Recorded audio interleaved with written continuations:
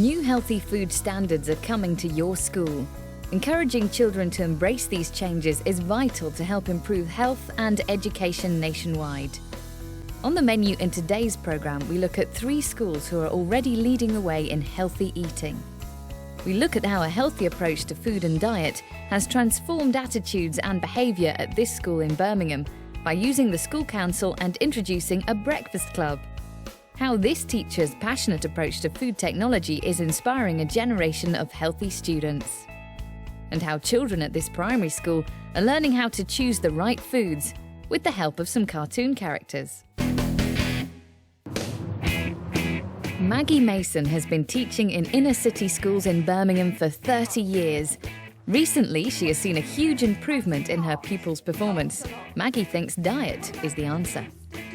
The children's diet previously, before the new regulations came in, when they were eating lots of stodgy food and fatty foods, we found that in the afternoon they were very passive in their learning. Whereas we found that with healthy eating, they seemed much more active, more alert in the afternoons, more willing to contribute to the lessons and be more active in their learning. Maggie has helped set up a breakfast club. Now some families, the children were being late for school, and so we encouraged those to come to breakfast club and help with their punctuality. Other families, if it was one parent family and mum had to get to work, she was struggling to get a meal for them in the morning, and it's really helped those parents as well. So if you come to Birchfield, you'll be offered shredded wheat and cereals which are low in sugar, low in salt, so we look at the nutritional value of those. They get quite a rounded breakfast and they're encouraged to eat a variety of those foods. They really enjoy tucking into their breakfasts. We have lots of fruit and they provide us with healthy eatings, and we have yogurt. I like toast very much, and I like yogurt because I like the flavour. But Breakfast Club isn't the only healthy eating scheme at Birchfield. Maggie also helps run a school council. The government says you can only have chips twice a week. What are you going to do? We're going to have different kinds of potatoes like roast potatoes, jacket potatoes, parsley potatoes and roast potatoes. And we're only going to have chips once a week. So when you don't have chips, you can have different kinds of potatoes. Well, she's nearly right, and we're all on a journey together to get it right. In fact, the new standards are for not more than 2 deep-fried products a week, including chips. We actually have an aspect of the school council who actually work with the cook on the diet and also the menus. The sort of questions they're asking the adults is, well, what are the fats, what are the carbohydrates, how is this going to benefit the children? The children are actually telling us, from reading the books and research they're doing, what sort of things they want in their diet. Why did we get the salad cart? Why do you think we got the salad cart? Anybody know why we got it? Yes. So we wanted some pupils to eat more healthier. Yeah. And this way they can choose how they want their salad to be and enjoy it their way. So I think the role of the school council is to enable the children the opportunity to participate fully in the school, and they really do take it seriously and are passionate about what's going on. Maggie knows that this sense of empowerment has brought about a radical change in her pupils. One child is disappointed as having a child who has packed lunches that she can't participate in some of the healthy eating initiatives that are happening, and it was asking if they could pay to take part in the salad bar that was just been set up, so that the children who are having sandwiches could supplement their sandwiches with some of the salad items that are there. So this was an opportunity for them to have fresh food, and it's their idea. At Birchfield, the healthy eating message is encouraged right through the curriculum. Maggie believes this is the reason for their success. Well, when I first started teaching, really, education and what happened in the classroom was the only thing that we concentrated on. We've become aware that what we're doing in the classroom cannot be isolated from the rest of the things that are happening in school, and especially the nutrition of the children. Sleepy children, hungry children, children who are eating the wrong diet are not doing the learning. And in order to raise standards, we need to work with the child and the parents to make sure that they can maximise their potential and also achieve both academically and also in terms of their health and healthy bodies. I would suggest getting the school council or a nutritional group together to help with healthy eating in your school. More fruit!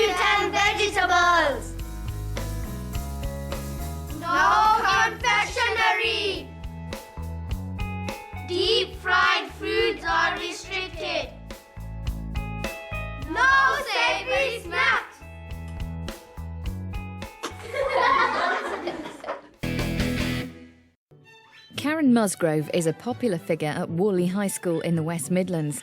She has been teaching food technology for over 25 years. I'm a very bubbly person and I'm extremely interested in food. Students know that I enjoy my subject through and through. You've got to get that passion, if it is its passion, into cooking. And I'm passionate about my cooking, definitely. Healthy eating is a key part of Karen's teaching. It's really important through the actual practical to make sure that they understand, well, why are you doing that? How are you increasing the fibre? How important is that to our health and to the future, the way we, are going to turn out as human beings? Is it going to prolong our life? And this is all part of a larger school-wide approach. We've been encouraging students to think about what they're eating at lunchtime and how it affects the way they work in the afternoon. And if we are making choices up in the school dinners, let's try and make some good choices here as well. Karen runs a variety of cookery workshops. Today she's helping pupils to put together a healthy lunch with nutritious options like pasta salad and carrot cake. Oh, this looks fantastic, doesn't it? Right, so you're all in one method. What have we got in there so far? We've got the carrot, we've got the sunflower margarine. Excellent. Wholemeal flour. Excellent. Dry fruit. Excellent. And children here gain an excellent understanding of the nutritional makeup of their recipes. So we've got lovely pasta. What's that rich in? Can you remember? Protein. And fibre. That's got some fibre in it, so that's really good. Well done, and it's got carbohydrates. Both use wholemeal flour, which is high in fibre. Excellent. You use sunflower margarine, lads? Low in saturated fat. Brilliant. These are lovely shapes, James. Is this for a sweetheart? No, I done a heart because it's good for your heart. Oh, I love that. That's really cool. Done a heart for a heart. I like that, James.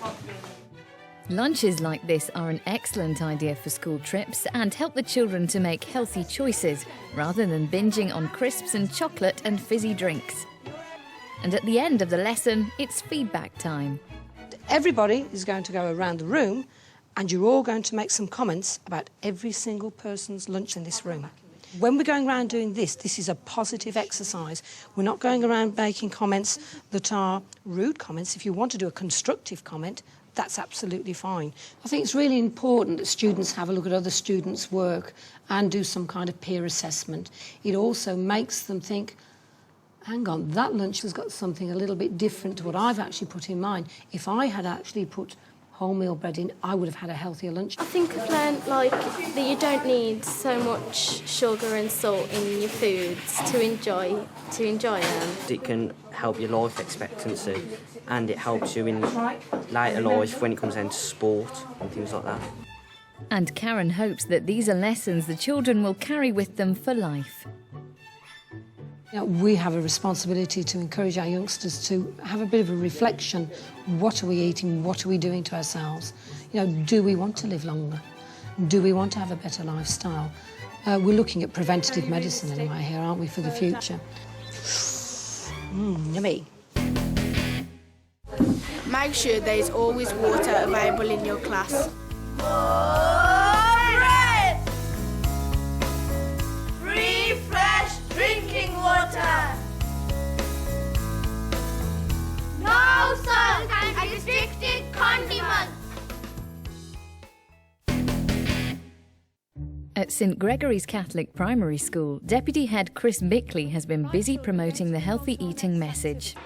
They have an excellent canteen with a variety of healthy choices and nutritious options at break time too. But Chris wasn't ready to sit on her laurels. She noticed that some of the children's food choices were lacking in judgment. Do children know what they're actually choosing when they're up at the hatch? Do they understand the food that they're having? Do they know what nutritional value that food has got? Did a quick survey and realised that obviously that wasn't happening, that children didn't know as much information as you thought perhaps they might do. Chris decided to enlist the help of the food advisor for her borough, Lynn Thompson. And one of the things that we wanted to get over to the children was about portion sizes and what to choose to make a balanced meal, because what we were finding was that children were actually having 2 or 3 different carbohydrates, and they weren't choosing protein. Chris decided to ask the children how they thought this problem should be tackled. They thought cartoons could help. We decided to work on this idea of developing characters that would promote children's interest in their food that they were eating, and we then chose within the class the ones that we thought represented the food groups the best, and it has had a tremendous impact in the life of the school. The idea was to use the food groups to say how many portions you should have from each group, and they were put across the top of the serving hatch to remind the children. The children were really buzzing with it. They just loved it because they were part of it and they owned it. Cheeky Cheddar and Moo Moo Milky, and they represent the dairy group. We have Broccoli Bush and Orange Peel, and they represent the fruit and veg group. Charles Chickens and Fishy Frank, they represent the protein group. And Chris really noticed a difference in the children's understanding of the 5 different food groups. The food characters tell you what to do and how you should learn to eat more healthy food. You should always eat 5 fruit and veg a day and 2 protein, like fish and chicken a day. But Chris knows that to keep this enthusiasm alive, she must continue to find ways to inspire the children. You cannot just leave something, you have to constantly revisit it and rework it in order for it to become embedded in school life. Children need a balanced diet and they need to eat something from each of the food groups. And we think with the support of the work that the children have done on their food characters that we're actually getting this message across. Who can tell me what the 5 food groups are? Shout them out at me. 5 food groups, go.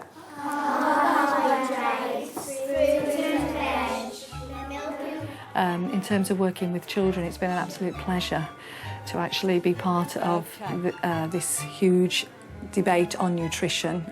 We're all in it together, it's a partnership if you like, so from that point of view I've really enjoyed the work. This project, I feel, will constantly stay in the spotlight here because together, children, pupils, parents, we're never going to let it fade into the background. Run a healthy eating assembly with all the children in your class. More oily fish. Healthier drink. Manufactured meat products are restricted. The 3 parts of the government's new standards for food in schools will be phased in by September 2009. Interim food-based standards for school lunches in all schools from September 2006. Food-based standards for school food other than lunch to be in all schools by September 2007.